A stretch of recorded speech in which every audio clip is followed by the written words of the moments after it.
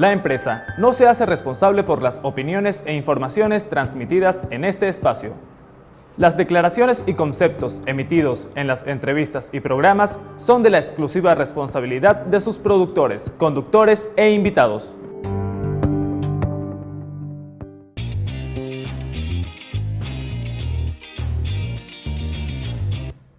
Bueno, y aquí estamos en ese momento que todos esperan de nuestro contacto internacional.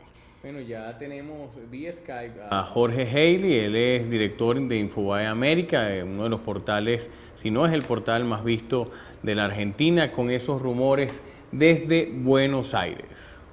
¿Cómo estás, Jorge? ¿Nos estás escuchando sin problemas? Un gusto saludarlos.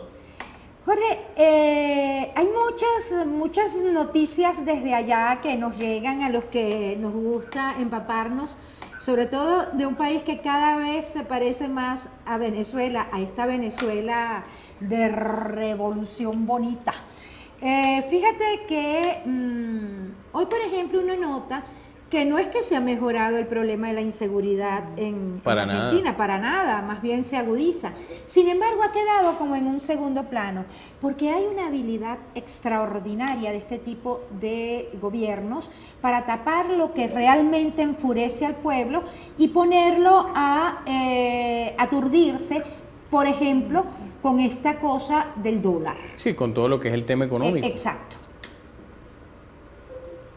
Sí, bueno, yo les cuento que precisamente en el día de hoy, en infobae.com hemos publicado una nota sobre un dato muy interesante que surge de una encuesta que hemos encomendado, que le hemos encargado un estudio que trabaja con nosotros, sobre cuáles son los principales problemas que hoy la gente en la Argentina está percibiendo.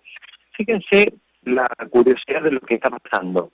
A raíz de la devaluación del peso, que se registró de más del 20% en los últimos días, junto también con los índices de inflación, que en el mes de enero superaron el 4% en el mes, pero que cuando uno mira y separa el sector de, por ejemplo, de alimentos y bebidas, esos aumentos estuvieron en torno al 20%. Bueno, estos datos provocaron que otra vez para los argentinos la principal preocupación vuelva a ser la economía. Estos son datos que corresponden al mes de enero de 2014, es decir, finales del mes pasado, que es esta encuesta que se hizo específicamente para Infobae. Ahora, fíjense la enorme diferencia que existe con lo que pasaba hace apenas 3 meses, porque en el año 2013, en noviembre de 2013, es decir, hace solo 3 meses, la mayor preocupación de los argentinos, con un 51% de los consultados, era la inseguridad. Ahora, en enero esa cifra cayó exactamente a la mitad, al 26,7%.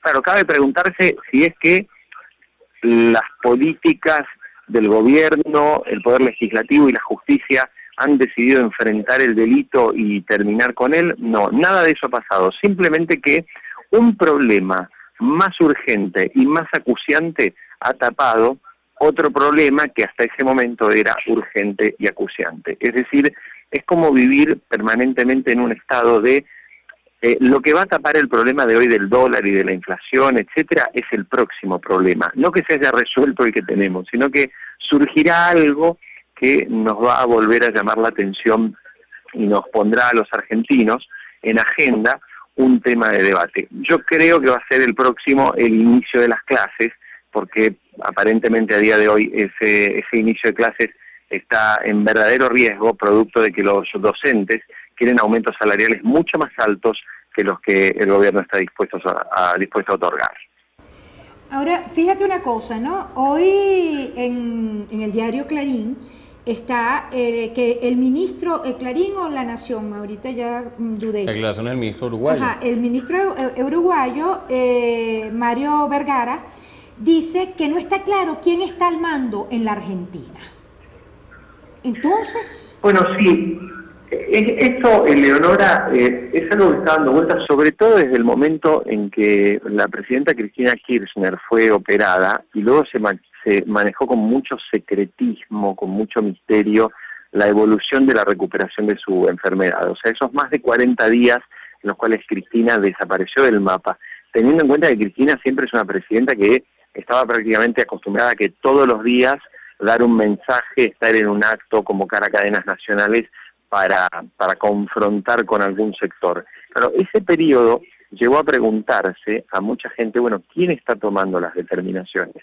Yo lo que puedo decirte o puedo decirles es que es Cristina la que toma las decisiones en la Argentina de hoy, sin ninguna duda, pero sin ninguna duda, porque solo así se puede explicar que de repente lo que tuvimos la semana pasada, la incorporación del más famoso conductor de la televisión en Fútbol para Todos para cambiarle la imagen, y cómo Cristina repentinamente decidió dejarlo afuera, haciendo llamar a su jefe de gabinete, haciéndolo llamar por teléfono. O sea, todas las decisiones que hoy se están tomando en materia de política económica, son decisiones que salen directamente de la quinta presidencial de Olivos, que son tomadas por Cristina Kirchner.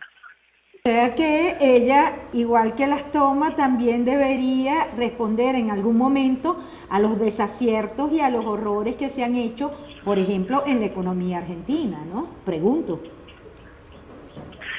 Ahí lo que ocurre seguramente, Eleonora, creo que ahí nuevamente nos volvemos a emparentar con la experiencia venezolana. Hay una visión de modelo, hay una visión económica. Uno se encuentra, por ejemplo, con mucha gente cercana al gobierno, con economistas de pensamiento muy cercano al gobierno, que te sacan para justificar los pensamientos de Marx. Entonces, claro, uno dice, a ver, hasta los rusos se dieron cuenta que no servía, hasta los rusos se dieron cuenta que no servían los pensamientos de Marx. Pero bueno, hay una cuestión muy ideológica que es un poco lo mismo que les pasa en Venezuela. Hay una especie de decir, bueno, este es el modelo y moriremos con este modelo aunque todo colapse, pero vamos a seguir profundizándolo. ¿Y esto en qué consiste? Bueno, consiste en cerrar las importaciones, permitiendo importar solamente a los que son amigos y los que son cercanos al pensamiento del gobierno, es impedir que la gente ahorre porque la inflación te destroza cada día, haciendo la vida cada vez más cara para los ciudadanos. O sea, son todas estas medidas que más o menos ustedes las conocen de memoria porque muchas seguramente fueron inspiradas o recomendadas de un lugar a otro, ¿no? Porque, dadas las circunstancias, este panorama que semana tras semana tú has venido dando acá en Rumores de la Calle, ¿tú crees que el kirchnerismo tiene futuro, tiene esperanza de seguir gobernando?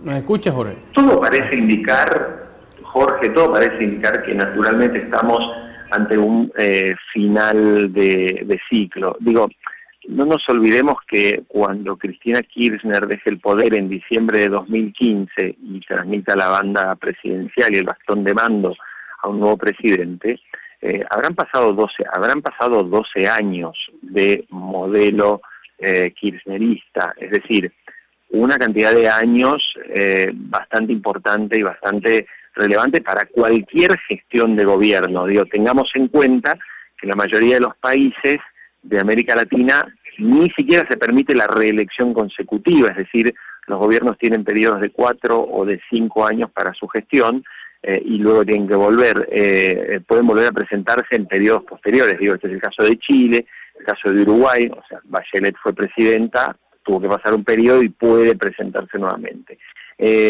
Son pocos los países que tienen reelecciones consecutivas, entre los que figuran Colombia, Argentina, Venezuela, con lo cual es evidente que todo parece indicar, como decía recién, estamos ante un final de ciclo y un cambio. Yo creo que después podrá ser que llegue un heredero que levante ciertas banderas. Bueno, hay ciertas banderas de la justicia social, sobre todo del asistencialismo, que sin lugar a dudas, en el momento que la Argentina vivió, sobre todo en 2001-2002, era absolutamente imprescindible, ¿no? Bueno, estas banderas son absolutamente válidas y seguramente son medallas que esta gestión se puede colgar. Ahora bien, lo lógico sería que después de 12 años, si el país está mejor, ese asistencialismo debería bajar, porque debería normalizarse la situación. Y esto es un poco lo que no ha ocurrido, ¿no? O sea, a pesar del fuerte crecimiento, se sigue manteniendo una fuerte base de asistencialismo que alcanza a 18 millones de habitantes de la Argentina. Jorge, como siempre, no nos queda sino darte las gracias porque es una fortuna poder contar con este recuento que haces semanalmente en Rumores de la Calle, que son unos rumores desde Buenos Aires. Pero dime, me voy a robar un poquito más de tiempo y dime una cosa, esa erosión que tiene cualquier mandatario, chicos, como que en estos pueblos nuestros no afecta a seres que han destruido la economía. Porque, mira, ya lo que falta es que la hija, el hijo, asuman el poder, porque son realmente unas especies de castas gobernantes. De monarquías. Y de monarquías, exacto. ¿Eso no los ha afectado, Jorge? Hoy tuve la oportunidad, Eleonora y Jorge, de hacer una entrevista a un muy interesante analista que recomiendo que lo sigan con sus columnas en el diario El País. Se llama Héctor Yamis, es profesor de la Universidad de Georgetown, del Centro de Estudios para América Latina. O sea, es una persona que desde los Estados Unidos, que se fue hace muchísimos años de la Argentina y reside en Estados Unidos hace mucho tiempo, se dedica al análisis permanente de todos los ciclos económicos, de los ciclos políticos que vive América Latina. Y yo creo que él dijo hoy algo muy interesante que me parece relevante compartir. Y dice que bueno, que América Latina sigue gozando de estos modelos caudillistas o de estos modelos que él denomina incluso de postpopulismo, ¿no? Dice, o sea, ya no son populismo, ya postpopulismo, que tienen que ver con la crisis terminal que han vivido o que viven los partidos políticos como organizaciones en ese sentido. Algo que nos diferencia muchísimo de lo que pasa, por ejemplo, en Europa, donde todavía los cambios sociales que se están produciendo, los partidos logran seguir canalizando esos intereses. Pareciera que los partidos políticos de América Latina se han arraigado en sus principios que tuvieron cuando fueron fundados hace 100 años, y les ha costado mucho adaptarse. Cuando las sociedades de América Latina han cambiado muchísimo, y esos partidos ya no reflejan lo que la sociedad necesita. Entonces, hasta tanto no se produzca eso y no se recupere un poco el partidismo político desde el punto de vista de partidos, de organizaciones con bases, parece siempre, digamos, que la tentación a que las sociedades se agarren de algún líder mesiánico, caudillista, va a ser bastante más frecuente en tanto en cuanto las organizaciones no canalicen el pensamiento de la sociedad. Bueno, muchísimas gracias, Jorge. Ahora sí. Ahora sí. Ahora ya no me puedo seguir robando tiempo a nuestro director, aunque nos provoque. Muchísimas gracias a Jorge Haley, y nosotros decimos que ya volvemos con más de Rumores de la Calle.